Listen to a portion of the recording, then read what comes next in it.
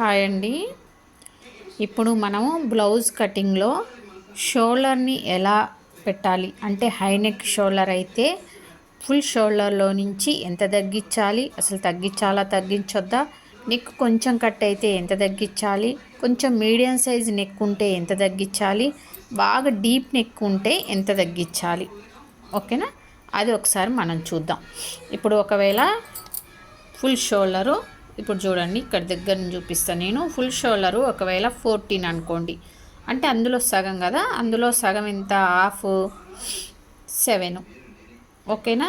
ఇప్పుడు మనకి ఇలా విడదీసినప్పుడు మనకి 14 వస్తుంది, ఓకేనా? 14 వస్తే ఇప్పుడు కాలర్ నెక్ ఉందనుకోండి, అంటే కాలర్ నెక్ ఉన్నప్పుడు మనం ఏం చేస్తాం, ఇక్కడ అస్సలు బ్యాక్ పార్ట్లో అసలు ఏం నెక్ అనేది కట్టు కాదు కాబట్టి మనం ఏం చేయాలంటే ఫుల్ షోల్డర్లో హాఫ్ షోల్డర్ పెట్టుకొని తర్వాత ఒక పావు హై నెక్ అయితే షోల్డర్ ఎంత పెట్టాలి, మీడియం నెక్ అయితే షోల్డర్ ఎంత పెట్టాలి, డీప్ నెక్ అయితే షోల్డర్ ఎంత పెట్టాలి, ఒకే షోల్డర్ని ఇన్ని రకాలుగా నెక్ కట్ అవ్వడాన్ని బట్టి షోల్డర్ ఎలా తగ్గించుకుంటూ రావాలో ఫుల్ వీడియో చూసి క్లియర్గా నేర్చుకోండి, ఓకేనా?